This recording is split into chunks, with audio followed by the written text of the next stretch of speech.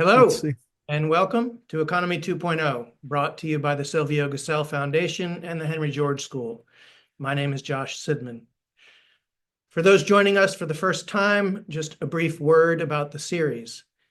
Economy 2.0 grew out of a course I taught last year at the Henry George School on the economic perspective of Silvio Gesell.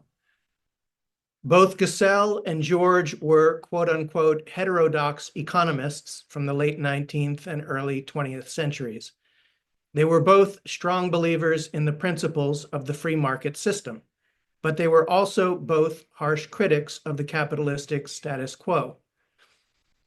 Now, that statement may not make a lot of sense to people since capitalism and the free market system are considered synonyms in many people's minds. So how can one be in favor of free markets but opposed to capitalism? Well, that question is more a reflection on the state of public consciousness regarding economics than it is about capitalism or free markets. Both Silvio Gesell and Henry George told us over 100 years ago that the free market system and capitalism as we know it are two very different things. As we discussed these matters throughout the course, we found that there are a lot of people these days who are stepping outside of the conventional framework of how we think about economics. There's a growing conviction that conventional approaches to economics, whether it is capitalism or socialism, are not up to the challenges we face in the 21st century. And if we want to have a chance of building a better economic future, we need to advance beyond that artificially narrow framework. Economy 2.0 is intended to contribute toward that advancement. The idea is to create a forum for conversation in which people who are working to find new models and systems for creating a better economic future can come and share their ideas and engage in a conversation about them. So this is not meant to be a class or a lecture. It's meant to be a conversation, and anyone in the audience is welcome to join in. To do so, please use the raise hand function under the React tab of your Zoom toolbar. Then, if you have your camera turned on, I'll add you to the screen when it's your turn. If you don't have your camera on, we'll just hear your voice. You're also free to use the Zoom chat, but neither I nor the featured guests will be able to monitor the chat during the meeting. So if you have something to say, I encourage you to raise your hand and join the conversation. As a reminder, these episodes are recorded and will be posted on the YouTube channels of both the Silvio Gesell Foundation and the Henry George School. All right, before we get to today's guest, I want to mention our upcoming episodes. In April, we're going to depart from our normal schedule of having episodes on the first and third Tuesdays of each month, and we'll instead do it on the second and fourth Tuesdays of April. On April 8th at 1 p.m., our guest will be Toon van Sambeek. Toon is a former IT professional and computer programmer who now focuses on economics and monetary systems. After founding multiple companies, in 2011, he moved to Africa and turned his attention to developing affordable housing. His experiences in Africa led him to arrive at some of the same conclusions as Silvio Gesell, although at the time he was unaware of Gesell's existence. He's the founder of the OneCoin H system, which is an alternative monetary model that incorporates demurrage and universal basic income. And then on April 22nd at 1 p.m., we'll be joined by Michael Linton. Michael is the creator of the local exchange trading system, or LETS model. He actually joined the conversation in a previous episode of Economy 2.0, which featured Tim Jenkin, the founder of the community exchange system. Michael founded the first LETS system in the 1980s in Comox Valley, British Columbia. Since then, he's set up similar systems in Canada and other places around the world and has dedicated himself to system design for community economies. I would describe him as a visionary in the field of alternative monetary and exchange systems, and very much look forward to that conversation. Okay, Today's guest has also been part of the conversation in a previous episode. This is exactly what I was hoping would happen when we started this series, that people in the audience would join the conversation and become future guests. I'm excited that this is now happening. So if you were with us for episode 1 of Economy 2.0, in which Steve Keen was our featured guest, you may remember Cameron Sajedi. Let me bring him on screen now. Cameron is a scientist and systems engineer with a background in geoscience, engineering, and financial modeling. These days, his focus is on the environment and more specifically working in the Web3 space to develop new tools for a more sustainable future. He recently had a proposal accepted by the Buckminster Fuller Institute in the area of geocybernetics. Hopefully, Cameron will enlighten us all today on what geocybernetics is. During the episode with Steve Keen, Cameron asked some very insightful questions regarding the use of land and natural resources that neither Steve nor I was able to fully answer. It was immediately apparent to me that Cameron was a deep thinker about these issues, and he and I have had a number of conversations since then. His thinking reflects the same concerns that motivated Silvio Gesell and Henry George, but combined with an intimate familiarity with cutting-edge technologies like blockchain and Web3. I should also mention that Cameron will be giving a separate talk at the Henry George School on April 10th at 6:30 p.m. Eastern Time, tentatively entitled Henry George and Data. So Cameron, welcome to Economy 2.0. Why don't you get us started by telling us about your background, your educational history, and your career path, and how you found your way to the ideas of Silvio Gesell and Henry George. Okay. My background is actually academically in the geosciences. I studied geophysics as an undergrad, which tends to lead into one of three practices: exploration, seismology, or let's stick with those. The point being that when I graduated, exploration was doing really well and the climate space was doing very poorly, but I still decided to go into the climate space. And yeah, mirroring the time that we're going through now, it was a time when funding for climate projects was evaporating, and projects like that take 3 to 5 years to even get their roots in the ground. So if funding is removed, a lot of them just vanish and the effort is wasted. That got me to thinking about how specifically the contrived monetary system of carbon credits actually works in practice, and the distance between what it is and what we would like it to be.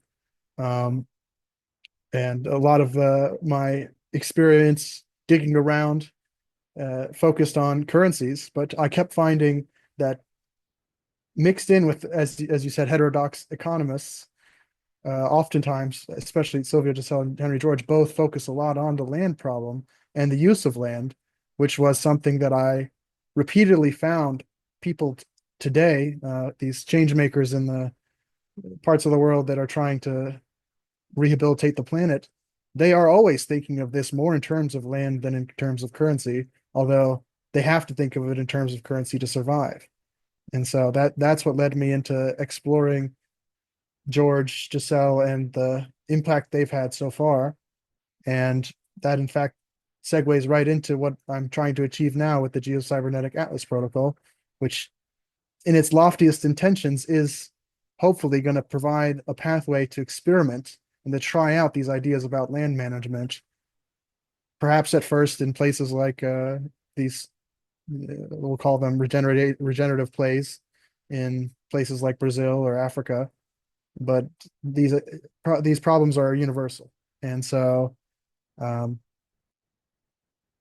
me see, I'm sorry, I'm reading off the first slide. Maybe I should just start sharing my screen. And my talk today will be with the intention of giving you the background, hopefully without boring you too much, about geocybernetics. Wait a minute, this is a repeat. This should be, and it didn't save. the Wordle demo, which hopefully will help the audience that may or may not be familiar with Silvio Gesell jump from unfamiliarity to familiarity with the basic ideas. And then we'll talk, perhaps, if Josh is up for it, about his ideas for a bit. And then I will teach you or fill you in a little bit about what the Geocybernetic Atlas Protocol is and what it hopes to accomplish. Here, so I have to show you this, even though you've already covered the me part. This is as much part of my story as anything else. We do this because, not because it's easy, but because we thought it would be easy. And with that, I guess I could segue right into cyber cartography, which is the backdrop under which the idea of geocybernetics develops. Cyber cartography, if I had to describe it briefly in a way that doesn't surprise you too much, the internet comes along and researchers realize that it's going to be a systems change for how we do mapping as well as everything else. And so early researchers in this cyber cartography field focused on, what's now newly possible and what's, inevitable in this disruption. And they came to a system that focuses heavily on a meta model, which is like, map of maps, representation of knowledge, and the communication. And the communication part, I think, is the part that probably is the most visible to somebody looking at this from the outside, because they brought interactivity and engagement to maps, user-generated content. Every map that you experience on the web is on some level a cyber cartographic map. You use Google Maps and you experience the part where it tells you how far it is to a location, but you also experience there's reviews about that location. There might be pins on the map that somebody put in that aren't actually, a business at all. And all of that is thanks to these early researchers. And cyber cartography is still being developed, and it's still being used for new things like environmental monitoring, disaster management, urban planning. But that's really all I want you to know about cyber cartography, because we're going to jump right into the part that excites me, geocybernetics, which is the application of cyber cartography alongside specifically second order cybernetics. And if you're wondering what the difference between first order and second order cybernetics is, it's in second order cybernetics, the distinction between the observer and the system as separate is erased. You as a person can never observe a natural system without also considering that you're a part of it. And so I thought that really had a lot to offer to this world of carbon credits, where most of the design is coming from above. And what can we do to serve the companies that want to buy indulgences and redesign it? And that's where we come into, we'll get into the gap later, but I do want to actually talk a little bit about the earliest geocybernetic application, the start of it, which was this aquifer that is enormous. You can see it on Google Maps if you want, Lake Champala.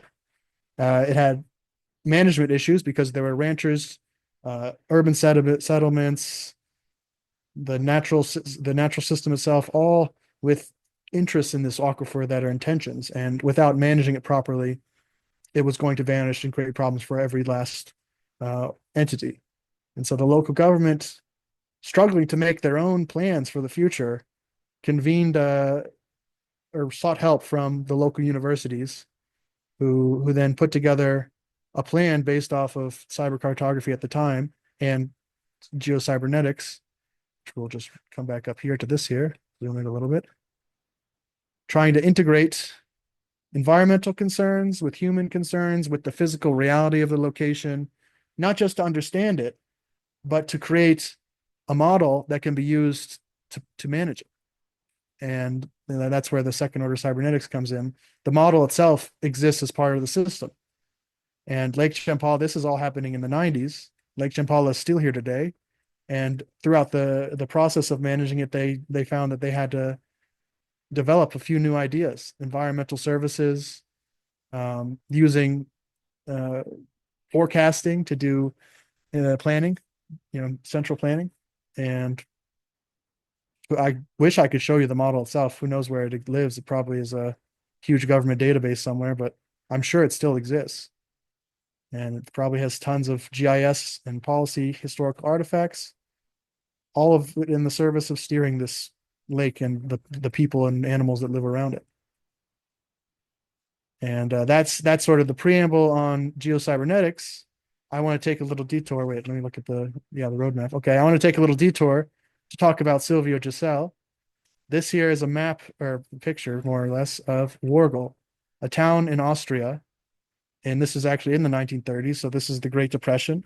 The cellulose plant there that hired hundreds of people in the town of just a few thousand closed down. And so the town went into uh, you know a depression like everywhere else. And the mayor had this one last chance where he had something like 32,000 shillings, and he was deciding what he could possibly do with it to stimulate the local economy.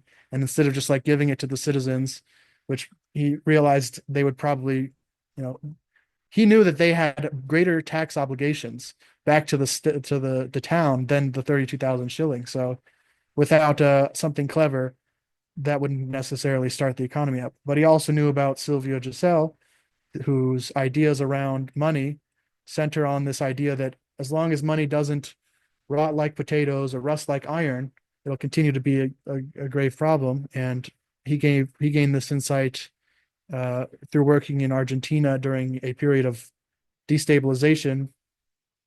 And he saw that even though money exists in the economy, it was not being used when it needed to, where it needed to, because people who had money were hoarding it due to the uncertainty, and the people that needed it for transactions didn't have any. So people weren't going to work, and services weren't being rendered, but they were all needed, and the resources were all there. It was a failure of money itself. And his solution was basically this. This is it's the Wargl shilling. And you can see here the stamps on it. Every month, in order for this unit of currency that the town issued, in order for it to remain valid, it had to be stamped, and that stamping removed 1% of its value. And so with that anti-hoarding mechanism in place, the Wargl population, which at the time was a third unemployed, and many families were totally broke, they experienced a revival while the rest of Austria stayed in the depression. And I don't want to go through the rest of this until I show you the simulation and walk you through that so that you can see exactly what we're discussing here. This is a machinations simulation. Machinations is used for many things, oftentimes video game design, sometimes economic principles. And today we're going to use it to simulate the town treasury issuing currency into circulation, and then that achieving certain things throughout the system, such as increasing employment or producing public projects. So let's see as it runs. You can see there's several cycles in this. And I have not done any sort of tweaking of the numbers to make the circulating money stable, but that is something you could do if your primary goal with the system was to simply keep prices the same to manage inflation. But it's not necessarily a prerequisite requirement for the system to succeed. And you can see, oh, there goes the stamp fee. It was down, and this money was returned to circulation. But the Cameron, stamp would fee it be still. possible to enlarge that area of yes. the screen a little bit? Yes. Sorry. So let's look at the stamp subsystem. You can see mostly the stamp produces money that goes back into circulation as intended. But even if the stamp revenue is collected, it still remains in the town treasury. And a more advanced system would talk about the obligations the town treasury has outside of issuing of money, but that doesn't actually need to be considered to balance this system. And now let's look over here at how it results in spending on projects, which we would talk about as like filling potholes. They built a library. They did a lot of work for people whose houses were dilapidated, all sorts of things that you might remember at the similar time frame the New Deal did through central planning and government interventions. But this was one town, and they got their public projects funded, and they also got a lot of economic activity through this system, and their employment went up. And as we can see through the economic activity, a lot of both economic activity and project spending goes back into circulation as money. And so with this simple gadget, this economic gadget, you can, just by tweaking these numbers, pretty much achieve your own New Deal on whatever scale you choose. And let's go back here and let's talk about what it achieved for them. The most interesting thing for me, it's actually not in this part of the text, is that during this time period of 15 months that the Wurgel miracle was in practice, the average transfer of one Australian, like the national shilling, one transfer of an Australian shilling corresponded to 415 transactions in the local currency. So the Austrian shilling the whole time was molasses. It was sluggish. It wasn't cycling in the economy. But very quickly, they got to the point where sometimes, for most of it, only 5,000 shillings were circulated, but during the average day, 7,000 shillings in transactions were done. So that means the average scrip from this town was transferred more than once a day, when before, who knows how many transactions were happening in a given day. And yeah, like I mentioned before, the municipality used this boon to do a lot of things in the town. They built houses, they built a ski jump and a bridge, and they attracted interest from a lot of other mayors in Austria. They even were visited by the French prime minister, who all wanted to see this and replicate it. Unfortunately, the end result of this is that the National Bank of Austria shut it down, which is often what happens during these experiments. And the 170 mayors that wanted to reproduce it had to wait for Austria to come out of the Great Depression. I guess you would say naturally, but I don't think there's anything natural about this in any case. And now I think I guess I should ask if there are any questions. I did kind of go through that a little fast. It is not the focus of this talk, but it is preamble. So are there any questions about the Wurgel miracle or Gesell's general ideas that I presented?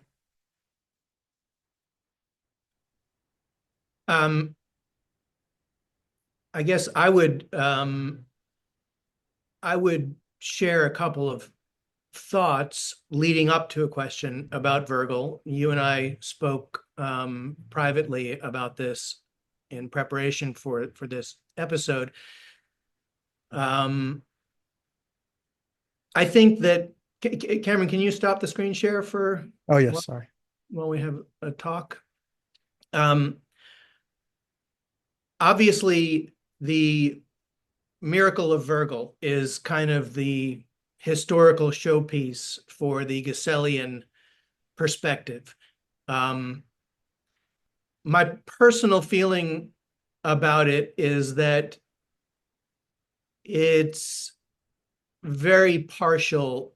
It's a very limited piece of evidence. It's a very encouraging piece of evidence, but it's something that took place for only 13 months in a town of 4,000 people. And I think to draw any final conclusions on the basis of such a small scale, short-term experiment would be hasty. So I would describe Wurgel as being very encouraging, but very preliminary in terms of whether or not it confirms the Gesellian diagnosis of essentially monetary dysfunction. But another aspect of Wurgel that is problematic and that relates to the Henry George side of this perspective is that Wurgel was only about the money side of the diagnosis of economic dysfunction. And as I've argued in the Gesell course, I don't think that those two issues can be separated. I think that if one were to attempt over the long run to only implement the monetary side of the Gesellian program while leaving the conventional land ownership system in place, it would do what Henry George predicted it would do, which is cause all of the wealth that was previously flowing into the pockets of those who controlled portable money, would take it out of those pockets and put it into the pockets of owners of land. And so my thought about Virgil and my thought about applying these ideas in the future is that Virgil should be seen as a partial experiment. So my question for you is, how could we use the tools that you're developing to explore what Virgil might have looked like if it incorporated the land side of the economic perspective as well? Yeah. This is a common refrain from overreading on the Wurgel miracle. If you think about it, the success of the Wurgel shilling versus the national shilling would probably be reversed in an economic environment where the charging of positive interest rates was very practical. You know, if the economy was growing normally and people could loan out money and expect somebody to do something productive with it and pay it back, then it stops becoming as exciting to use only one currency and rely on that. And people have remarked that that would probably mean the end of the Wurgel miracle, but it worked. It drew them out of a recession into a working economy. I would say that that's just a product of the specific design. And if you imagine the particulars of this place, it's a town, so most of the land in the town is used for residences or businesses, not necessarily large plots of productive agricultural land. And it's also a smaller place. So like the central part of Manhattan, where land prices go up drastically year over year, would probably see a different result during normal times using the same process. Like you said, the landowners would accumulate a lot of the benefits of turning up the economy, basically. So you're right. There does need to be some consideration for land, and both Giselle and George have their opinions on it, their ideas about how it can be used. And I'm not going to necessarily say that I can provide you with the same model for the Wurgel machinations with the land part, although that is an ambition that we might pursue in the future. I think it is inevitable that when talking about even the Wurgel miracle, it happens in a place. You know, it's not all of Austria, it's not all of the world. It was fenced around Wurgel. The people in the next town over weren't also using Wurgel shillings for their own uses. It was just in that town, partially because the mayor forced a lot of businesses to accept the shilling out the gate. And so you're right. It is just the beginning, and it's, you know, even the Wurgel miracle or the merge in general isn't the full Gisellian model. It just represents a piece of it. I have yet to see anybody fully try the land use model. That's why I don't have a full simulation of it. But it is my ambition one day to see people probably, you know, starting out somewhere, I don't want to say desperate, but willing to try something very new to actually put it into practice. And we might not be so far away from that, depending on, you know, the interest, I guess. And the interest comes from need. If the same situation arises, a deflationary environment, then I expect interest will just naturally come towards this. Anthony, I see your hand raised, and we'll bring you in shortly, but I want to pursue this just a little bit more, what we're talking about right now.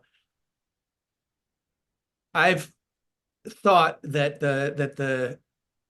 the approach of computer simulations could be very useful and very fruitful for the exploration of these ideas, because one of my greatest fears as an advocate for a set of ideas which thus far is mostly on paper is what if I found them convincing, but they just actually don't work in practice? And what if I convince people to bet their well-being, their physical security, the futures of their families on these ideas, and then turns out they don't work at all? That would be tragic and sad, and so I wonder, if there might be a nascent discipline of analyzing these kinds of systems, which might prevent us from having to make a lot of false steps that actually impact people's lives by at least at a theoretical level comparing different approaches. So, for example, if we were to look at Virgil, I could envision creating three parallel simulations. One would be the simulation that you've already done, which is just the what actually was done in Virgil, which is a monetary piece, leaving conventional land ownership in place. A second could be a Georgist approach to the land issue, which, as we know, means leaving land ownership in place, but using a land tax to reclaim all of the unearned income that flows into the pockets of landowners. And the third would be a Gessellian system, where all of the land is owned by the community and the land use is allocated via competitive bidding for leases, with the lease revenue flowing into the public treasury and representing the financial wherewithal of the community. Do you think that this system that you're working on could look at those three different approaches and make some sort of predictions about how they would perform relative to one another? That's absolutely the ambition of this system. It sounds like you want to come to my Henry George talk on April 10th. The goal of that, unfortunately, Wargle doesn't have quite the historical data collection of some other places, but I have been able to source data for 90 years at least for all of the home sales for several places, all the land sales. And the idea is to try to match someplace what we see, like basically start in the past, run it through actually what happened. That's the economy as we know its entry into this race, and then take the start from some point in time and run it through with, as you mentioned, the two different land management ideas, and see, over time, how does it change? And I'm not saying we're going to use San Francisco, but the land prices in San Francisco, the housing prices, the apartment prices, those are all publicly available data. Maybe we'll see no hollowing out of the central San Francisco due to Airbnb, because the rules around land use would never allow it. Who knows? Who knows what we'll see? Yeah, I would be very excited to see that kind of experimentation, because something that one of the most perplexing passages in Gesell's book is one in which he says that the Georgist approach of land taxation cannot be effectively implemented. Unfortunately, he doesn't explain why he thinks that. And it's this great mystery to me and most other Gessellians. I actually convened a meeting of 4 or 5 of who I consider to be the most knowledgeable about Gesell, because I wanted to get their perspectives on that one passage. Why did Gesell think that this was the case? Why did he think that land taxation cannot accomplish what community ownership and land leasing could accomplish? And the tentative conclusion of that conversation was that Gesell was quite probably wrong, and that land taxation and land leasing would in all likelihood lead to quite similar outcomes. That's the consensus among 5 people who have thought a lot about this stuff. But I'm also reluctant to throw Silvio Gesell's genius aside so lightly, just because I don't understand what he might have had in mind. So if there was some computerized tool for asking these questions without, the enormous amount of time and effort and resources that would be required to actually put them into practice and see what kind of results they generate, that strikes me as enormously useful. The fact of the matter is how we manage land is not a monolith. It's based on national, regional, state, town. They all do it differently. And so we have historical records of all of this to some degree. With the proper tools, we could start to ask, where in the past has this Georgist idea been most closely followed, and watch it play through. And, then we could say, this is not just a simulation. It plugs into the world at large, which is a way more, valid argument, I would say, than a simulation. But back to your question about what Silvio Gesell saw in George's ideas that caused him to say this.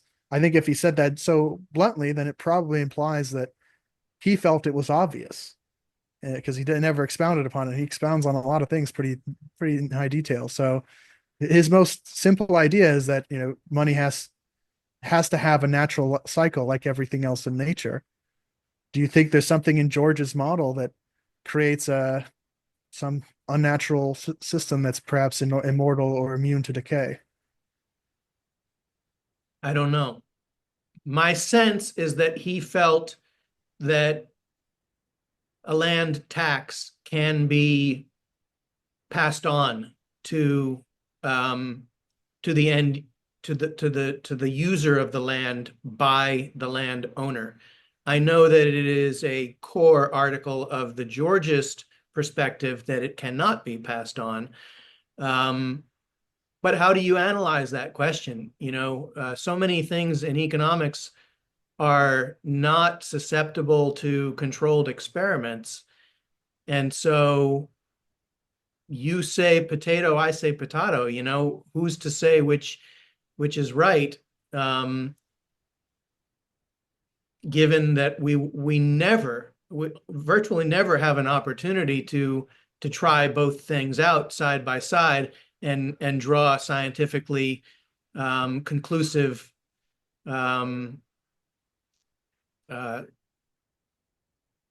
principles based on what the outcomes were, because we can only try it one way. We can never know for sure what it would have looked like had we done it the other way. It's reminding me of a experience in my past. I lived so close to the Capitol that one day I walked into a bar and it was a birthday party for pretty much the Federal Reserve. Someone was there from the Federal Reserve and they invited all their friends. Everybody had a PhD in economics. And I, in my heart of hearts, do not consider economics a science for the very reason you described, because you can't say the word economics without changing the economy. So there's never any way to intercompare it. There's no single economy to study. And I got in trouble there. I had to leave. Well, isn't that also, sorry, Anthony, I've got you, you're coming up shortly, but isn't that also true about the subatomic world, with the observer impacting the physical reality? Heisenberg's uncertainty principle, I suppose, in a way, but there's always more than one particle in the universe. But in truth, there's either one economy or not really any economies at all. So there's never a way to compare. Yeah, fascinating. All right, let's Anthony, if you'd like to turn on your camera, I will add you to the screen. Welcome, Anthony. Fire away. Thanks, Josh. Cam, I really I haven't seen that machination simulation before, and all I really saw were on your demonstration. There were little dots moving around the pathways there. I guess it's to show the circulation of money in the Waggle experiment. I was just wondering whether this, right. I was just wondering how long you've been using that simulation, and exactly along the lines that Josh was talking about, how it could be used to simulate the interaction of gazelle and land and in a bigger environment. Do you see much potential in that particular product to do that? I have been What's your considering experience? exactly. Yes, Machinations and I are just getting acquainted. I've used tools like it that are less visual, they're more programmatic, and so I felt like those wouldn't be as good for a demonstration. And so I chose to use that for this. I'm actually not super familiar with it. I've been learning as I go, but I have the whole time been thinking about both for Georgist and Gessellian applications, thinking about how what you've seen in terms of pips and flows and arrows and diagrams can be used to speak about issues of land, their ownership, their management, such things. I am not sure. I'm actually growing less and less sure it's reasonable.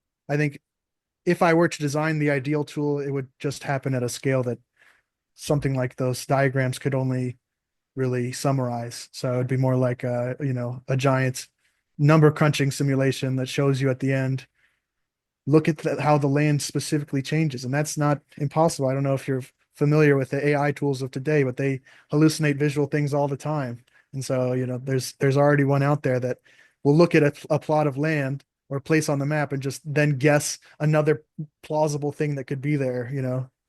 If there's a off gray color palette and huts grow there, you might see also it'll generate a bunch of trees or something like that. But it all matches up. And so all that to say, that would be the way I would probably compare these things, by running them across a much larger area than just, the treasury plus the circulating money plus employment. That's something that a mayor of a town could use to manage their system. But to actually ask the question, how can land be better used? I think it will probably have to break out from that.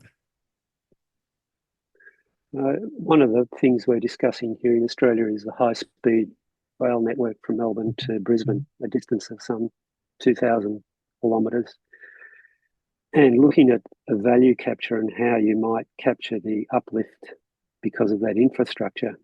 And you could do it three ways. You could have a broad-based land value tax across all the state jurisdictions, Victoria, ACT, New South Wales, Queensland, and just have everyone pay a broad-based land value tax. But then the uplift mainly occurs in the regions around the rail stations. So you might want to value capture from rezoning, which would occur in the towns around the stations, or you might want to value capture from actually proximity to the station. So directly from the infrastructure within a certain radius, like 1 kilometre or 2 kilometres. So there are three kind of approaches to capturing the unearned income that would come from that infrastructure.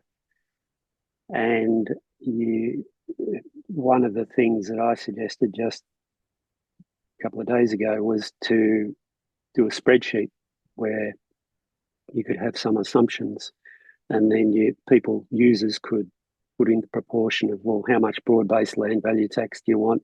How much rezoning uplift can you put in? How much direct value from the infrastructure around the stations, and try and get a feel for the burden on all the landholders. So, sorely need some sort of a model for us Georgists to use as a sales point to say, look, here's the modelling and it'll make things better. And you can then wind down taxes on income and production. So I'm all for having a look at the modelling out there. in my own experience, there's just a spreadsheet, but this looks like it could fulfill that perhaps a Yeah. little bit better. Yeah. Yeah. The question that comes to mind when you say value capture, where would it go? Oh, what would you do with the unearned income that you'd collect? Or Well, the, you you could know, pour it. if you even care about capturing value, you have to have some intention for doing it. Is it going to the government as taxes or? Sure. It would be a funding model for the infrastructure project, which is in the order of $250 billion. Oh, I see. Or, yeah, or it could, some of it could go to the infrastructure, some of it could go to funding other government activities. So ultimately, along the Georgia's lines, it would replace income and income taxes and taxes on goods and services, that sort of thing. You just did to me what I did to Josh and Stephen Keen, where we were focused on land and the things that people already talk about for hundreds of years. And then I threw the curveball of what if something new comes like an oil pump? And you're like, what if something new comes like a railroad? Yeah, yeah. It's look, just straight broad-based land value tax is a hard sell because landowners don't like that. Yeah. But if you can sort of get a foothold in the value uplift of infrastructure and rezoning and say, look, well, it's all that unearned income there. We need to collect that and for the commons, then that's a foot in the door at least, and another angle to it. So, and we need the modelling. Yeah. The Whether good that news with the system that machination, I'm building, second order cybernetics, you can start this experiment of building the rail and seeing what happens and use, I'm assuming there's going to be many towns along the way of the railroad. They'll probably do it all a little differently. Now you can start to compare them and start to say, take this idea from this one. This is working. Yours isn't. yeah, exactly. So, I'd be very interested to see how far you go with the machinations and whether it could be used for that sort of demonstration to ignite people's imagination so that they can see the pathways from the beginning of the project through to the end of the project, because it's very hard to inspire people's imaginations if they're not fully on board with Georgism and Gesell, that sort of thing. Yeah. Well, you can imagine if you're making a machinations diagram, there's like I had a start, which is the treasury, and then an end, which is employment.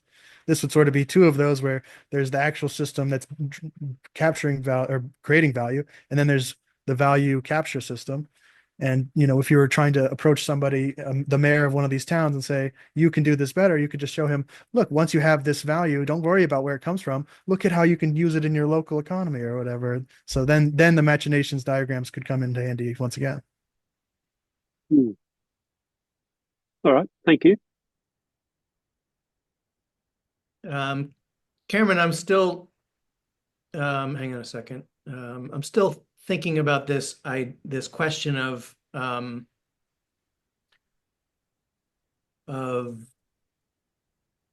how could one approximate scientific experimentation in this realm? Because that model might represent something with a lot of real world validity, or it might represent something completely theoretical like the AI gobbledygook that gets spewed out. So the next thing that I wonder about is, you're a scientist. I am not a scientist. I don't have a scientific mind. Can you think about ways that you might be able to do what I would describe as pseudo experimentation? So, for example, we could say with a pretty high level of confidence that if the Virgil experiment had not been undertaken, we know what would have happened during the next couple of years there, because it's what happened in every small town in Austria or in the region, Right. which was just continued stagnation and depression. So there is data of a sort that could be used for what I'm referring to as pseudo experimentation.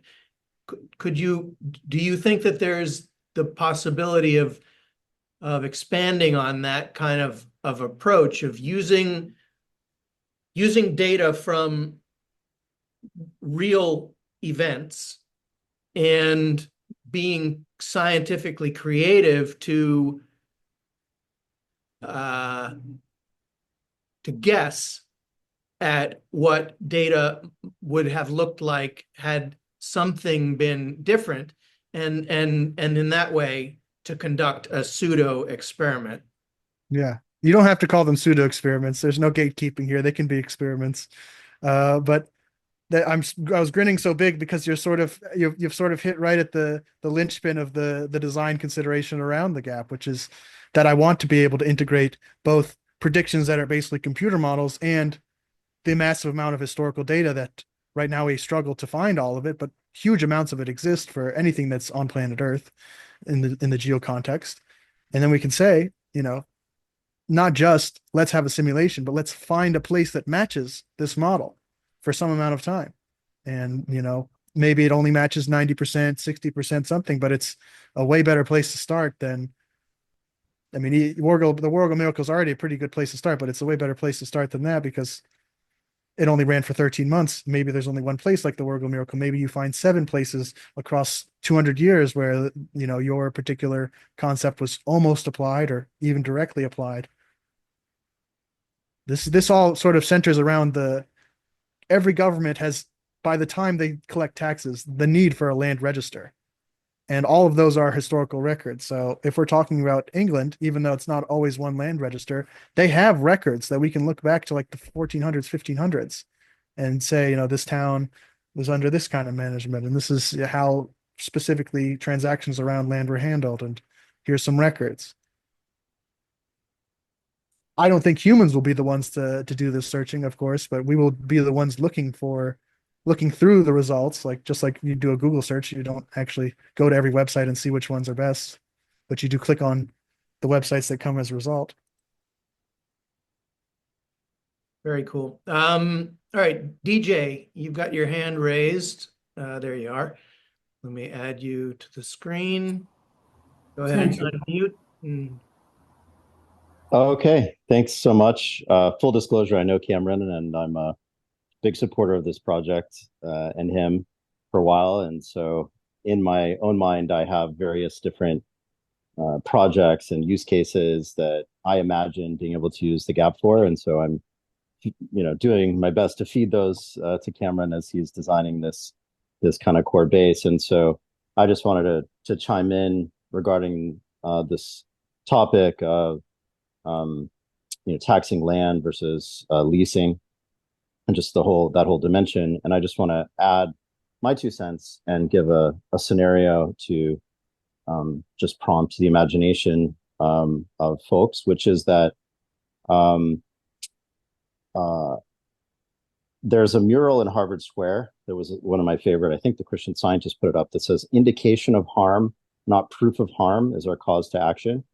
And I create a corollary, which is indication of benefit, not proof of benefit. And so when we talk about, what degree of causal correlation do we need regarding some of these models to get absolute proof that, this particular set of conditions was, in isolation or in aggregate, there was some alternate C factor, X factor that was not fully modeled in. But nonetheless, if there's good enough confidence to move forward, I think that's hopefully enough to get moving. So there are a couple of programs that relate to land use and taxes related to educational programs. I first became aware of it in Silicon Valley, where a bunch of VCs were promoting this for one of the towns in the South Bay. I forget the exact one, but it was modeled after a program in Michigan called the Kalamazoo Promise. And the idea was to basically guarantee college tuition for any high school graduate. And so what they realized is that there are so many programs and scholarships and grants and all this available, but the psychological idea that I can't afford college caused a lot of students to select themselves out of the idea of I want to go to college. So they basically provided this guarantee, and they funded that guarantee, at least in part, with a land tax, a parcel tax. And what they found was that it was very effective. It increased the number of applications to California colleges. It increased the high school graduation rate. But it also increased the property values of these towns on a comparable basis relative, to which was on the other side of the boundary of this program in a way that seemed to be causally correlated. And so the idea was like, where would you rather live or have your kids go to school? A place where you could have them, with the idea that they would have their tuition guaranteed and take away this excuse from them. They won't be able to afford tuition. Well, that psychological benefit was embedded in the culture of the community. And so even though it was a parcel tax, they actually thought of it as an investment, using the real estate asset class to invest in this particular type of program that had these, substantial number of co-benefits. Invest in human capital, you would say. Yeah, exactly. And so my what I've always felt with the GAP is that we could replicate these programs, even replicate them with tweaks, with a protocol like the GAP, and literally drag and drop it on a map from one town to another, and be able to study and be able to gather data that related to the instantiation of this type of program, looking at these different types of capital flows, and start to understand it systematically. So I just want to yes and to everything that's been said, and just kind of give my own example of how the GAP could be used in practice to study any given type of program, demurrage, which might be used in some context for some period of time, and then switch to another model, but when to switch, and all these types of things. So I think that, to me, is exactly the point of the GAP of Cameron's work. Yeah. Awesome. Thank you. All right. Let's see here. Remove spotlight. David, let me add you to the screen. Yes. Right ahead. Yeah. Well, I've been hearing about your talk of modeling the macroeconomic system. I've been working on this for a number of years. If you look on the chat comments, I've already written 3 of them. One of them gives a reference. Well, I want to recommend, first of all, that you think in macroeconomic terms. You're talking about representing a bigger picture than just the example of money and employment, which you've shown. In fact, there are at least, I reckon there are 6 major sectors in the macroeconomy, which includes, of course, labor and the government and the banks and the producers and the capitalists, and one more which escapes me for the moment, but it's on the file. It's on the recommended file, which is, perhaps I would have mentioned it as well, since you may not be able to see it. If you look up SSRN, I hope you're familiar with that. It's an organization which keeps and shows various working papers. Is this the document you're discussing? This is the whole document, yes. This is about 8 pages. Yep. You will find at the end the diagram which really represents the model which I have in mind. There it is. It's not so complicated as you might think. As you can see, there are 6 different sectors, and these sectors are connected by mutual flows. That is to say, money in one direction and service or goods or taxes or whatever it is flowing in the opposite direction. There are 19 of those. And together, I reckon this will represent a macroeconomic system.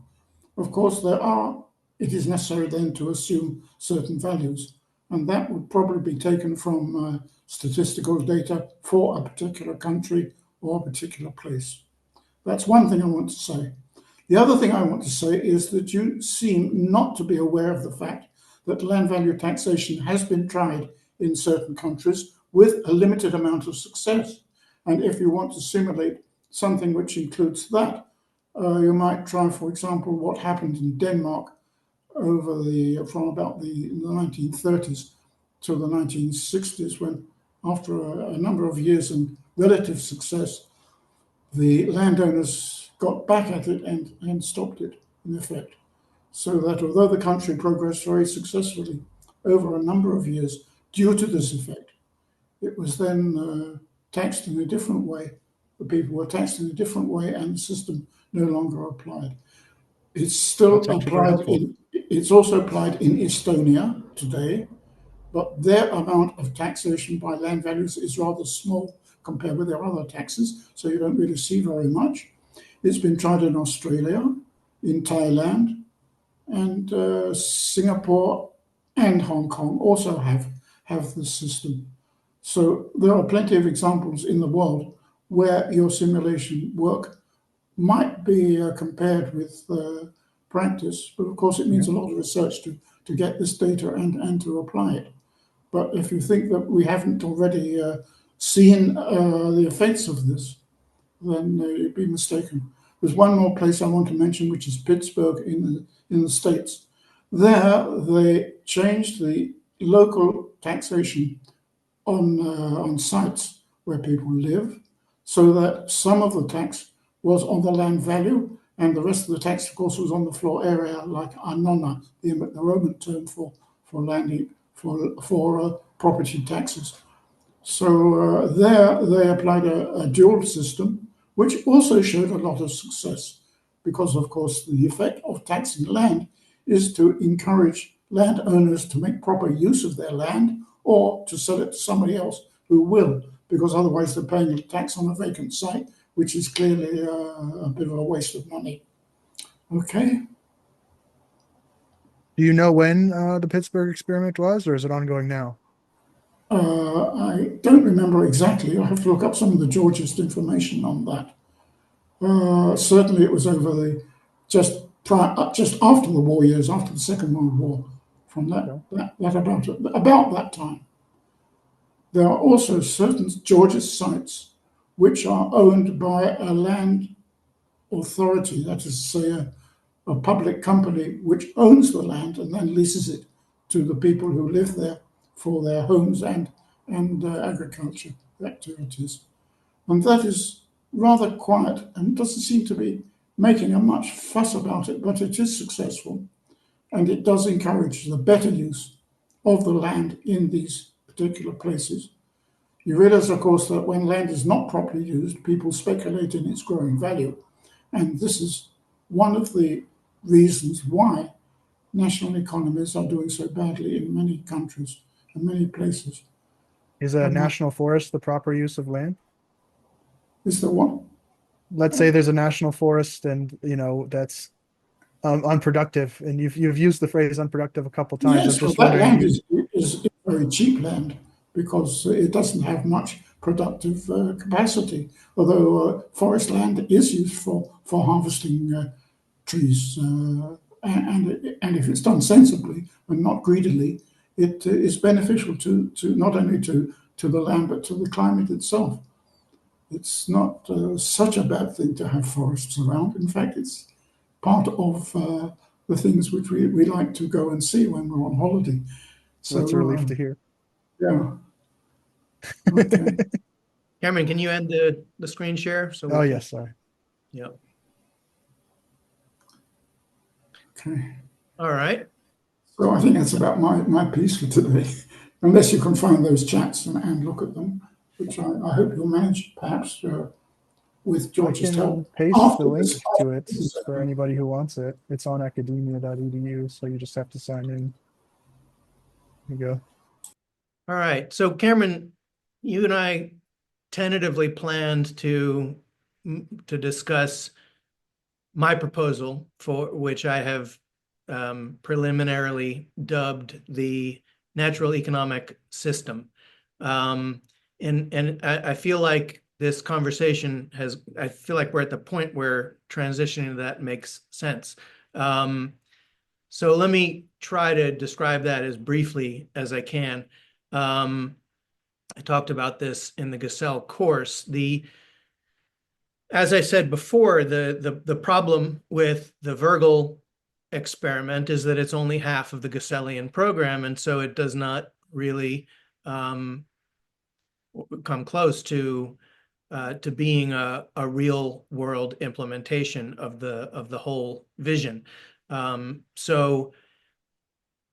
So in 18 years of thinking about these ideas and what can be done with them in the real world, I realized pretty early on that it seems to me extremely unlikely that we're going to be able to convince entire countries to completely overhaul the foundations of their economic systems along these lines, even if they make complete sense. So that avenue of pursuing these ideas seems to me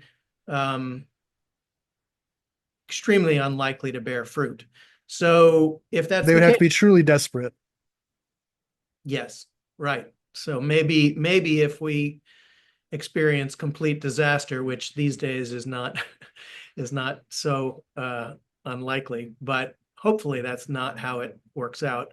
Yeah.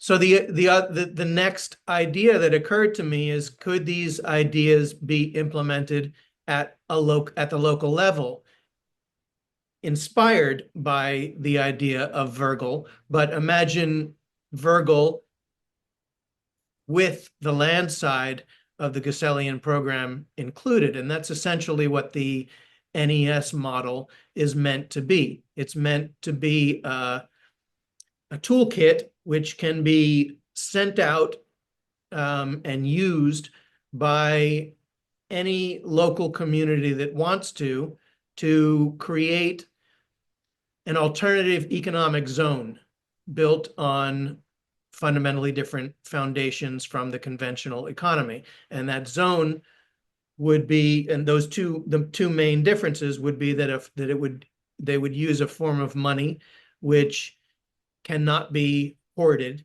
a form of money that incorporates demurrage such that it must remain continually in circulation, and B, that the premises of the zone be owned by the community rather than privately owned.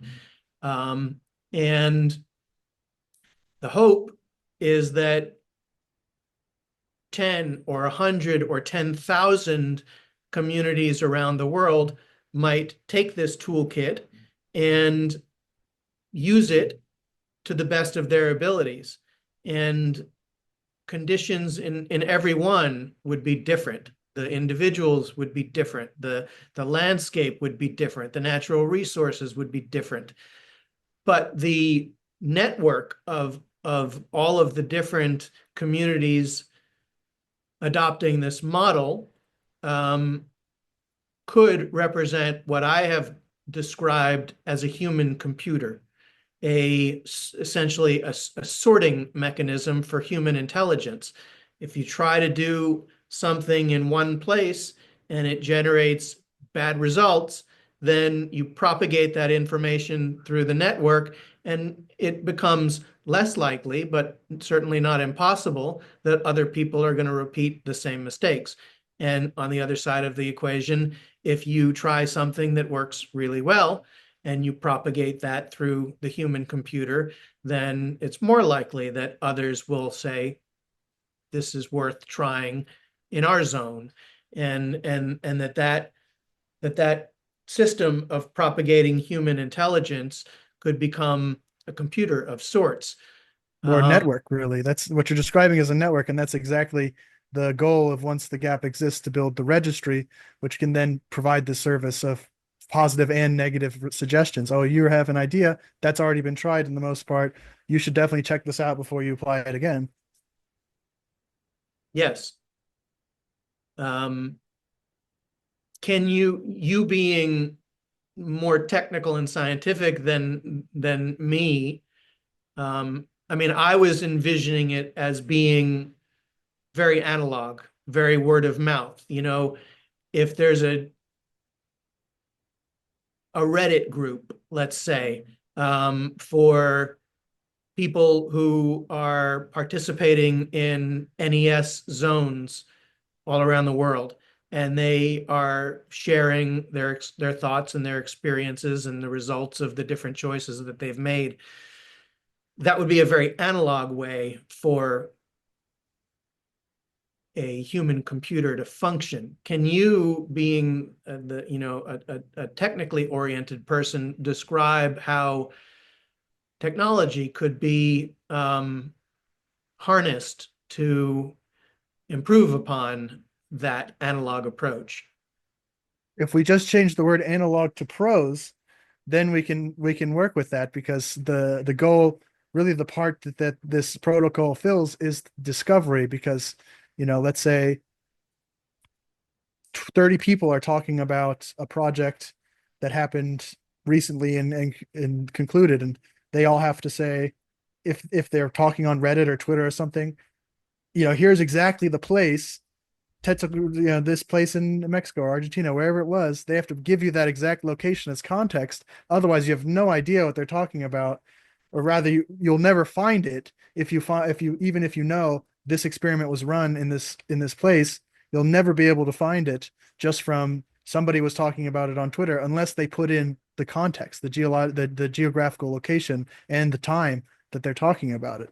And so this would be a way to forward, in the forward case, embed the context when you want to. If you are tweeting, blogging, writing Reddit posts about it, you can now provide that context succinctly to say, this is the geographical area that we're talking about. If you don't want to, or if it's just not available, then we can, as we start to build up, let's say an automatic case profile for this hypothetical place where an experiment was run, you can now do pattern matching and say, well, this person, they are part of the list of people that were there that we know of.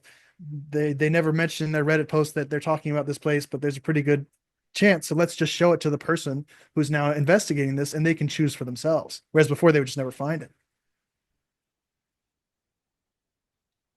Very cool. All right, Anthony has raised his hand again. You want to turn on your camera, Anthony, and I'll bring you back on screen. Fire away. There is a geographical location where that Georges Gesell template could be employed in a South Pacific island not far from Australia. I won't name it, but there has been talk of starting a special economic zone there. So, yeah, if I don't know how far down the path you are, Josh, with that sort of template, drop it in kind of thing, and Cam, but yeah, there's a contender. And there are many more such examples, and there will be from now till the end of time. Exactly. So it's a matter of willingness to change, and then the second step is deciding what to change. And that's the deciding what to change part is the hard part. Cameron, did you participate in the episode with Patrick Friedman by any chance? I think I did. Remind me again? He's the founder of the Seasteading Institute, and he's got a venture capital firm specializing in charter cities. Oh, yes. I don't know if I was there, but I definitely watched it. It just called to mind that something that we talked about during his episode was that there are so many different ideas that so many different people have in their minds about how to address all of these complex problems, that his point of view was the market should be the sorting mechanism, that we've already got.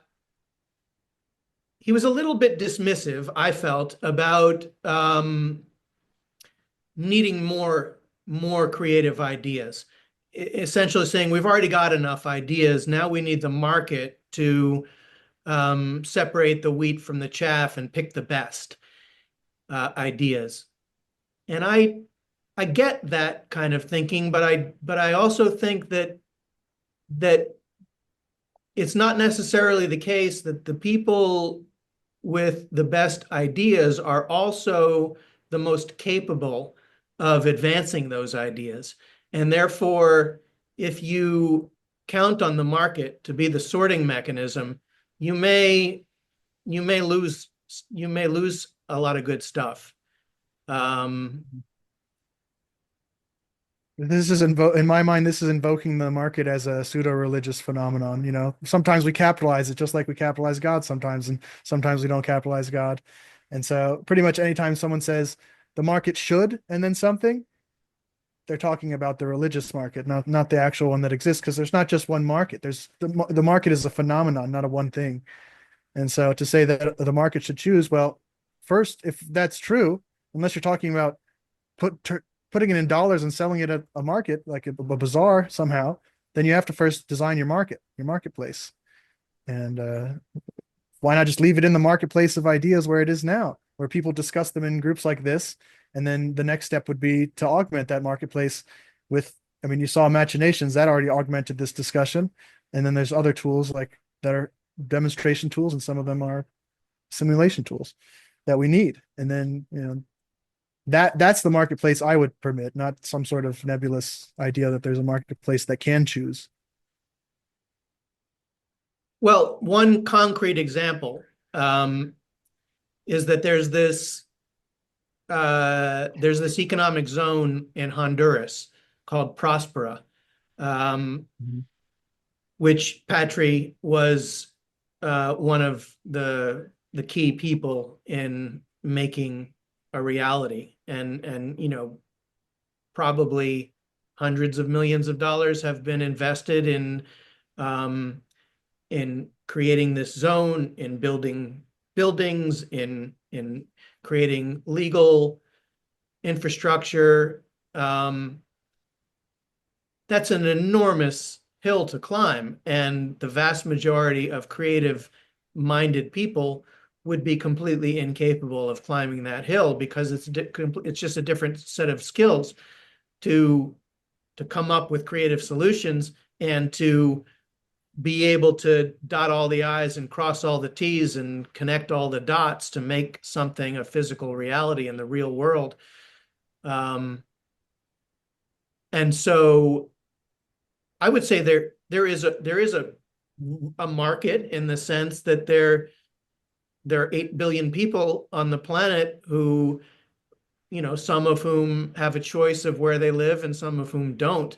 And, you know, a couple hundred people maybe have chosen to go and participate in this zone in Honduras. And whether that model is a good one or not, they are getting some concrete results, some real world feedback on one model, whereas 1,000 models will never get to that point, and therefore won't get any market intelligence to conclude yay or nay, this is a good idea, this is a bad idea. And therefore is AI, our computer simulations a more viable sorting mechanism for evaluating the thousands of different ideas, some of which are complete nonsense, some of which are probably brilliant, but who's in charge of making those determinations? Yeah. I would say AI in the cockpit would probably be either great or terrible, but not reliable. So I would consider this simulations, the AI, all that stuff, as an accelerant. You know, the dominant economic model has existed for 140 years in its form. I forgot, I was going to look up the guy who started it, but really at no point in time has there been less than 100 countries trying out their various takes on that system. Whereas if we're talking about a George-based system or a Gesell-based system, they have not benefited from all of that refinement, from all that advancement. And so, you know, I said to you before, I think in order to get to the point where we're actually competing with that option, shoulder to shoulder, we have to cheat, and not literally cheat, but to use simulations and models and arguments about what's actually happened in the past, if we can, to put forward not only this idea, but to refine it, to advance it, to strap on what it needs to actually stand in the real world alongside the system that we have used for 140 years. That, I mean, we can talk about I'm sure everybody has their own idea of its status and fate, but it is at least consuming the planet faster than is possible for us to survive. That's really the nail in the coffin for me, where we have to look for further afield. Well, perhaps that might be a good point at which to transition to the last thing that you and I tentatively planned to talk about, which was, can you make a little bit more concrete for me and for the audience this Geocybernetic Atlas Protocol by showing us one specific point on the world map and describing what goes on there and what the atlas, the functions of the atlas in terms of processing the information coming out of a specific set of geographical and concrete circumstances. I can absolutely do that. I thought a little bit about how I should approach this question. And I really think in order to have an interesting hook here, you need to understand a little bit about how carbon credits are today. There's two kinds of carbon credit marketplaces, the voluntary and involuntary carbon markets. The voluntary one, as it sounds, is people doing it by choice. The involuntary one, mostly in Europe through companies, is they're just required to buy them. The reason why there's a distinction here is more so on the supply side. A lot of the projects that are smaller scale are just never going to end up in the involuntary marketplace, because that's really like industrial scale planting of trees. By the time they gave away all the leases to their friends for selling carbon credits, they didn't have any left for everybody else. And so I focus on the voluntary carbon marketplace because my goal is not necessarily to serve the industrial powers that just want, they couldn't care less how much CO2 is in the atmosphere. They just want an indulgence to buy. They're the ones that designed the system, but we want it to put it to work for the people that are actually rehabilitating landscapes. And so there's one project in particular that I'm very familiar with because I've worked with them many times, called Thor Heyerdahl Climate Park in Myanmar, whose sole purpose in that area is to acquire land along the coast and replant mangrove trees, which are stellar at, even if you're just only focused on carbon credits, reducing carbon. An average tree in a forest. Could you repeat that name one more time? What it's called? Mangrove? Oh, the name of the park? Thor Heyerdahl Climate Park. It's named after a famous explorer from the 60s, I think, who climbed a couple mountains. He also founded it. I don't want to not give him credit. He founded it as well. But the mangrove is interesting for two reasons. Above all, the carbon sequestration part, which I don't want to over focus on, but that is the focus now.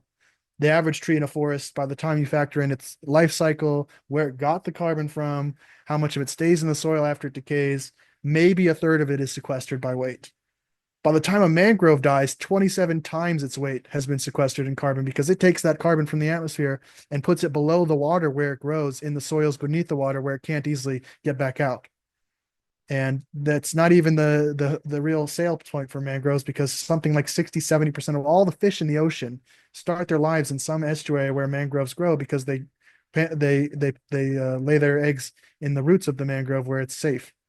And so the point is, the destruction of mangroves is easily associated to the reduction in fish in the ocean and other things as well. And that park, it's been around for a long time. They're not going anywhere. They're not a scam, right? They've got historical records of all of their successes, and people can come and see them for themselves. They had such a nightmare just issuing their voluntary credits to be sold, because in order to do that today, you have to get, for example, several PhDs to come to your site location and live for a while they put together how you're doing things and how that can be plugged back into the overall system. They told me it cost them over $100,000 to do that. And at the time of discussion, after 3 years of trying to sell carbon credits, they had not recuperated even that cost. And this is all against the backdrop of being, I would say, like S tier. There's not really any other project that I would trust more than them if I was buying carbon credits.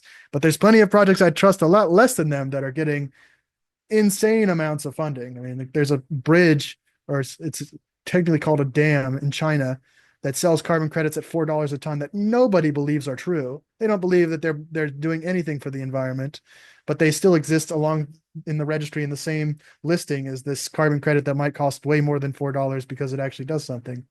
And then if you're a totally unconcerned party, you might always choose that one over the more expensive legitimate ones, because why wouldn't you, I guess? And that leads into the second problem with carbon credits, is that they're both never enough and not consistent. And that was the goal. The goal was to move away from these projects rely on grants and donations, which are never enough and inconsistent, to something that is a market where they can now sell something and manage the size and how many people they hire based off, what their projected revenues is, and just act like a business. That's never going to happen in the system as it is, because it's designed only for one party. But I also don't believe that they're going to let me, open up the box and change it the way I want it to be. And so that leads into the second approach, which is to come alongside it and augment it. And that's actually how I'm going to tie this all together. I've opened up so many windows, I forgot which one was.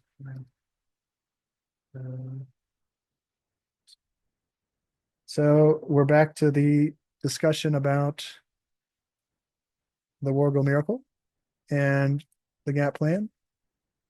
Let me zoom out a little bit. There's one more section here.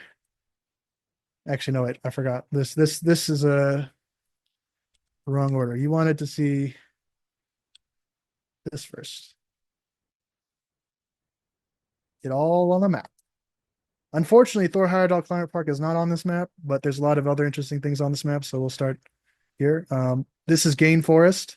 They recently won the X Prize for applying AI to rainforest conservation.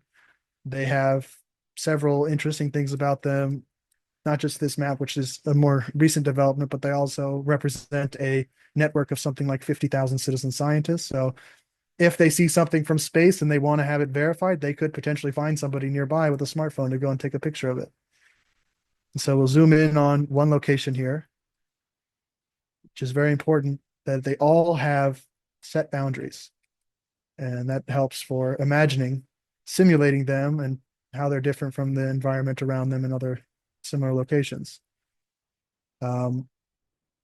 As of today, I don't think most of these projects are going to be getting carbon credits.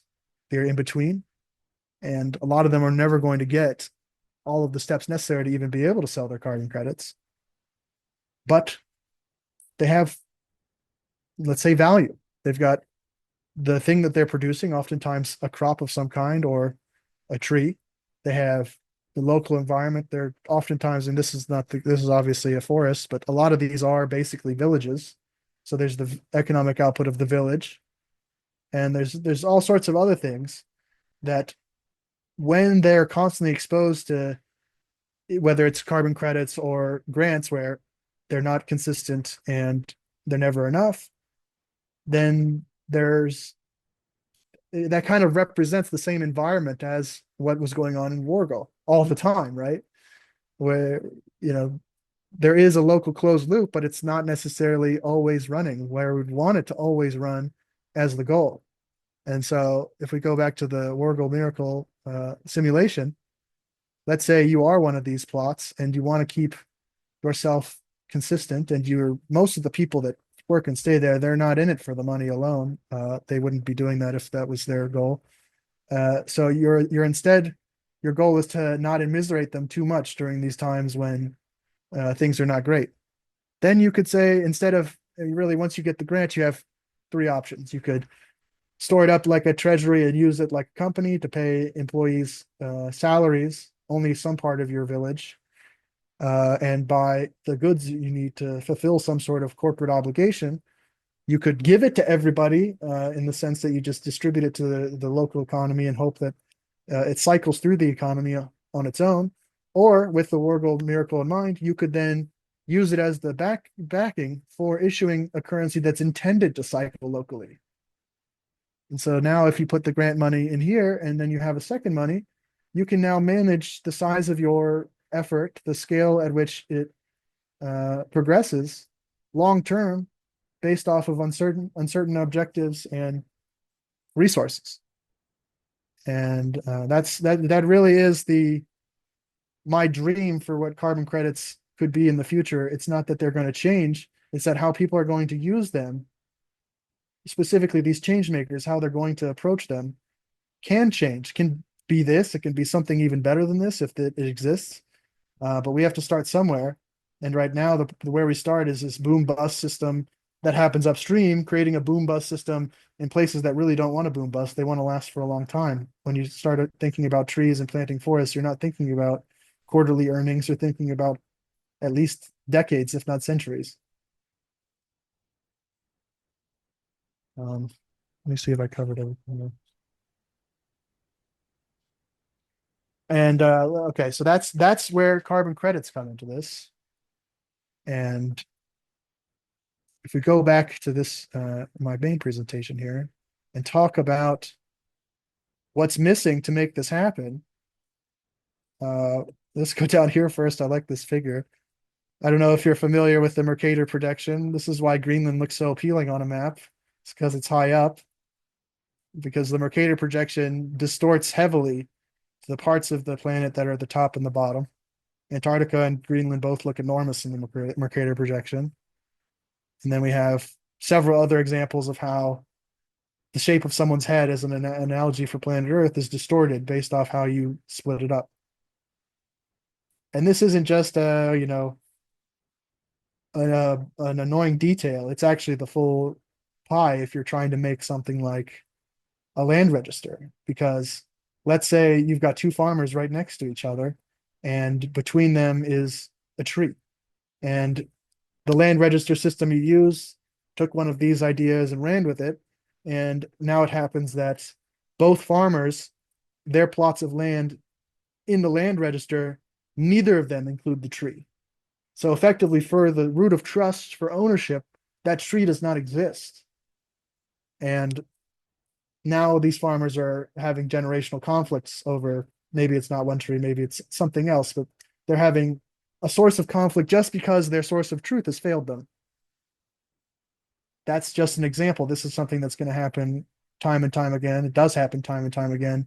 And the main way it's solved is through legislation and more so through litigation. It can be solved all at once, though. I'm not the only person saying this. And that's where the next generation of discrete global grid systems comes in. That's actually what I would describe the Geocybernetic Atlas as.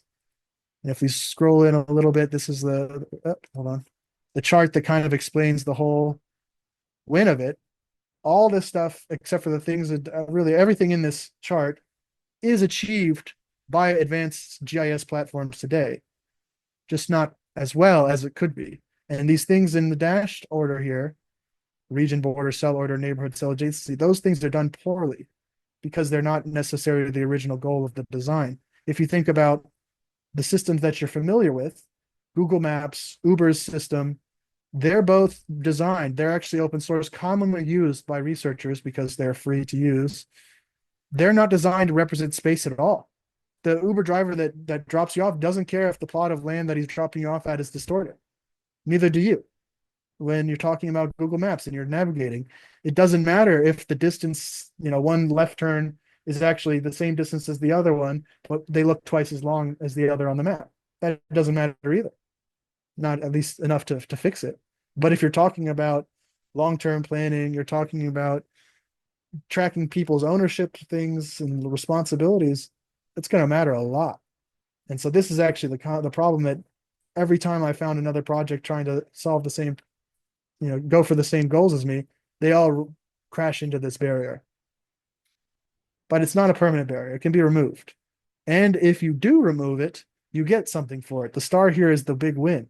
It's very hard to do predictive modeling today, especially comparative predictive modeling, because everybody's got a different something. If you go on to Nature and you find somebody doing something very interesting with simulations of a plot of land, you have to go and find the data they used. You have to find the model, which they may or may not give you, and you have to be able to afford to rerun the original yourself to be able to compare it to a new one.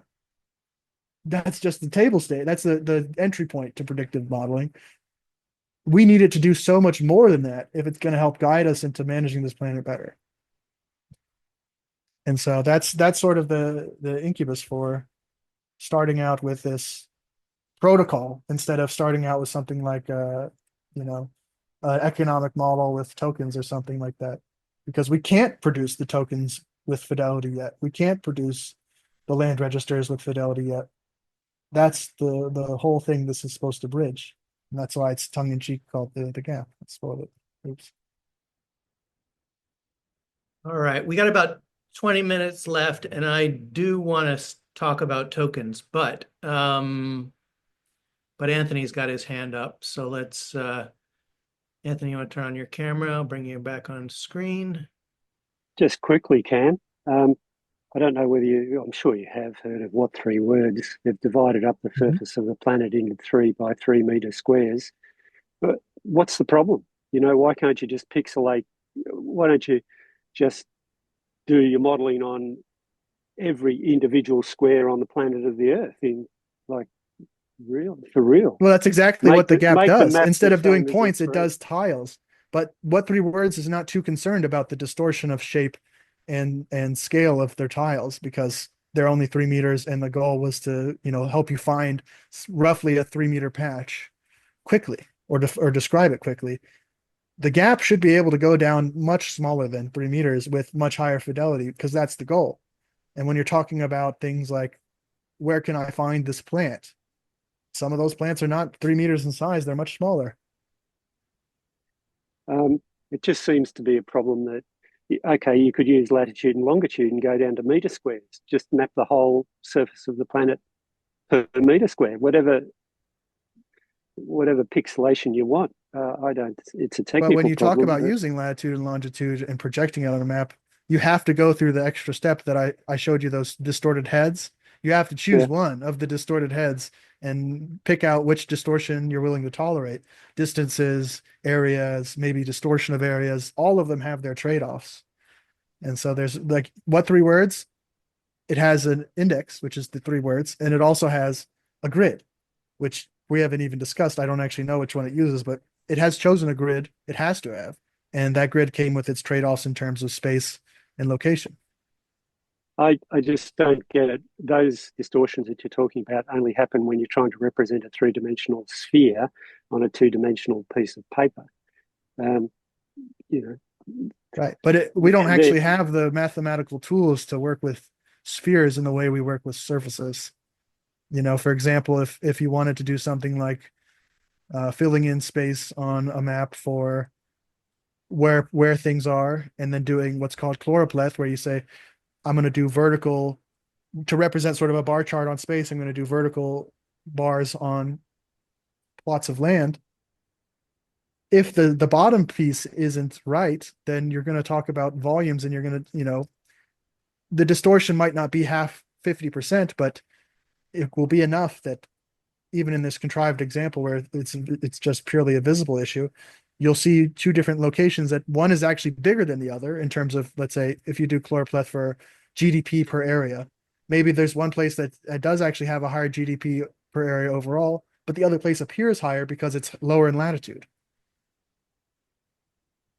Yeah, I don't really get what you're saying, because you could just pixelate down, and you don't need to represent a 3-dimensional sphere on a 2-dimensional surface for data collection. I just don't see it. But you do. Everybody anyway, does it. That's how it happens every time a scientist has done it for all of time. Nobody really works with the sphere as a whole. No, but you don't have to now. Let's take what 3 words. You could just use, okay, in this 3 by 3 meter square, there are this number of plants, it's dry, there's a dam, you know, whatever geographical information you want to put in that 3 by 3 meter square. You just do that for every square on the surface of the planet. I don't see that the distortion comes into it unless you're trying to squish it down onto a flat But piece now of let's say paper. we're talking about ownership of land through what 3 words, where somebody says these 300 tiles are mine, and based off what happens inside them, I want carbon credits. And then somebody else who's also bordering those same tiles says, well, actually, a lot of what's happening inside those those tiles is actually stuff that I'm doing, because in the real world, that space belongs to me. I don't, I don't see the problem. Surely ownership of 99.999% of the 3 meter squares on the planet of the Earth can be determined But from it's not existing. 0.999. The best distortions give you something like 11% normally, and that's in an ideal case. And if you're talking about people not going to court for 11% of something, they do. Okay, all right. Australia must be different because we can, our parcels of land on land titles that go down to very fine tolerances and offences. And you can do that because your government by... has set the rules at the government level, and there's no competitors. There's no other land register that it then has to say the Australian land needs to be represented here accurately as well. Oh. That's sort of a, a benefit that the places that I've showed you, and also data collectors who want to then compare different data sets, they don't have that because they do have to overlay different data sets that are then described in different specific geographical terms. Like the land register in Australia might use the Mercator projection. It might not be a problem for them because they say this is our root of truth, and if your land is distorted, you just have less land than we're taxing you for. Sorry. Yeah, I see it as a surveying problem rather than... Anyway, I thought what 3 words could certainly help with that, but yeah. What 3 words? We could actually implement what 3 words in the gap if our goal was to make a more space accurate one, because the what 3 word system is the index, where you say cup, bucket, spoon. That's universally applicable. The grid that they've chosen is why it can't be used for the same things as the gap. Cameron, I'd like to switch gears because I don't want to end this without talking a little bit about crypto. Just to segue into that, a friend of mine on Facebook posted the other day, he's a very, very smart guy, very highly educated in the subject of political science. And his screed about crypto was, this is all bunk. This is all destructive nonsense. I may not be completely characterizing his point in this specific case, but a lot of people feel that way. You and I and a fellow who is going to be joining us for an episode in July named George Lovegrove have had some private conversations about crypto. And this is an area that I believe you know a lot more about than I do, and we haven't even touched on that. How would you respond to someone who makes a sweeping statement of that kind, that crypto is a harmful, destructive casino and should be done away with? I think that comes from the perspective of what exists today, which is probably true. I don't want to say that, there's a lot of things going on in crypto that are truly economic activity. There's a lot of gambling going on in crypto. That's mostly what's happening. And that's a product of, the ideals of the people that design the systems, the mechanisms that they produce. It doesn't have to be that way. Fundamentally, if you're talking about transacting a unit with each other, that's, a powerful primitive that can be applied to anyone with any value. If you're a dyed-in-the-wool communist, the communists still issued a currency. The Soviets did. Everybody does. The Chinese have 2 currencies. There's nothing stopping you from doing it differently, except for that most of the effort and engineering and what is accepted by that industry looks a certain way. And there's a huge, let's call it a certain, I guess, anarcho-libertarian bent to it. And they obviously very much believe in the market as the new God, because they think that anything that does well in the market, that proves it. It's now proved. But I would say, let's look at the same things through the Gessellian lens. Money does actually decay. a paper money is not going to last 1,000 years. It's not going to decay in the time scale that it's going to change the balance of relationships between somebody selling apples and money. But crypto, like Bitcoin, in theory, is immortal, at least to itself. It is truly an immortal thing. It'll never die. It'll never go away. And so, from the perspective of moving towards a more Gessellian currency, it's the opposite. It's in the other direction for money. For example, Bitcoin or Ethereum. But it doesn't have to be that way. And there are actually implementations of Gesell's ideas within the world of blockchain and cryptocurrency. I think a lot of the times, as we've mentioned, it's hard to produce something like that divorced from its context, like the land and the places that will accept it. But that's actually a pretty good segue into what I wanted to mention before we go, which is Cheam Gower. I'm not sure if I'm saying that right, but I did put it in the link to the big presentation that I have. If we share it with people, it's CHIEMGAUER, which is a regional local currency from 2003, still running, that implements demurrage to specifically stimulate the economy in Bavaria. And it's actually spread from Bavaria, and it's gone from being a physical note to being a digital note. So that's the part that's really exciting to me, is moving this idea to where it's digital, and it can then be applied really where it'll probably first be needed, on the smallest scale. The smallest scale people they don't have printers for money. And so something else can rise up to sort of fill that space. It could be a database or a let system or something like that. But the problem with those is that they do open you up to, like, let's say some big company or government's like, this is a threat to me. They can easily attack that. It's something that's easily hacked. It's easily, they could end up just owning all of the script, and then you're in a different situation. So that's sort of this sort of adversarial currency that exists. I should say a currency that exists in an adversarial world and survives is the missing piece to start experimenting, in my mind, in the real world. You don't know this, but you just gave a great plug for a future episode of Economy 2.0 in, I think, August. I don't know the exact date.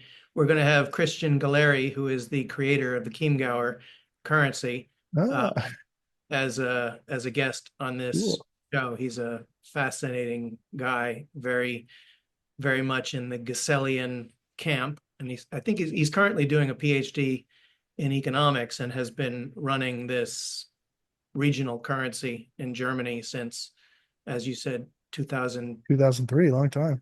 Yeah. It's the most successful, longest running demurrage currency in history. So that'll be a great episode. Do you want to wrap it up with maybe when we talked with Steve Keen the first time we spoke, we were talking about alternative currency systems for the future.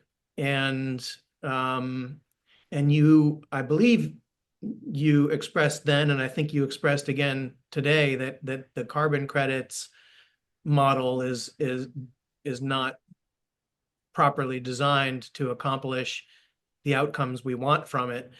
Can you give us sort of a cursory description of how you think digital currencies of the future might do that better? If we're talking about digital currencies, I'd like to leave the carbon credits as the model behind and talk about, for example, there's a trust called the Global Mangrove Trust that wants to basically create, as the reserve behind a currency, physical mangroves, and then issue that currency for use for various things. As we know, really, the use of a currency oftentimes depends on what you can do with it, not how much exists or why it exists. But the why it exists would be at least to create a world where the world just creates more mangroves. It's very obvious where mangroves need to be. When they're gone, it's devastating, and it can be seen from space. So those are sort of the three components I think that are necessary to do what a lot of people, I've heard from many people, whether they're talking about terrestrial forests or nature in general, creating a nature-backed currency. That to me is almost an impossible task without constraining it down and defining your goals. And so, like, let's talk about a mangrove coin that not only plants mangroves, but cycles back into itself as a positive feedback loop. Amazon, Google, every big tech company, Facebook, they all succeeded because they had a network effect, because their success fed future success. And every project I showed you on the map and every green effort from a nation or whatever exists in isolation for no reason, just because nobody's looked at them and said, how can we network them together? To me, it's obvious. It's a currency, or more than one, really. So how would that work for someone who has no firsthand knowledge or experience of crypto? How would the creation of a mangrove-backed token lead to the planting and preservation of more mangrove trees? That part has not been fully resolved yet, but if I was to design it today, just as an experiment, I wouldn't start with anything too fancy. I would start with the Wurgle miracle and talk about the circulating. Let me just share the diagram real quick so that I can actually point to it. You know, this part where we say spend on projects and these public projects stack up. That's the part in the system where the local people that live in Kenya or Myanmar that are already being stewards of the mangroves, that's them being paid to plant the mangroves. It's them being paid to steward the seedlings, all that stuff.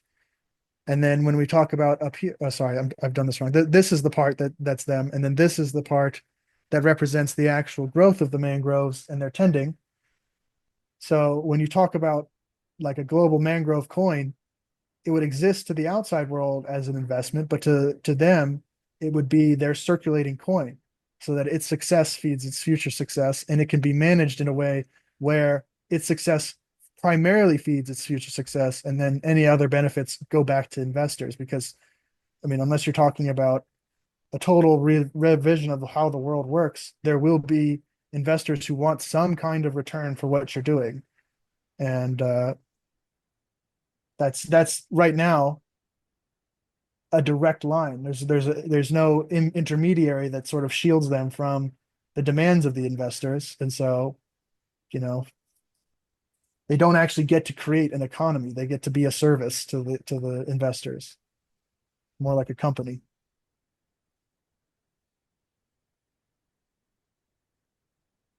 Fascinating. All right.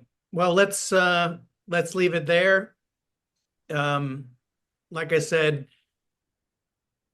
the fact that you and I connected via this series is exactly what I was hoping this series would accomplish. So this episode is a special one for me because it represents the first time that has happened. I'm excited to have connected with you, and I am confident that you and I will remain in touch and Yes, do good work together. So this is just the start of a new Gesellian era.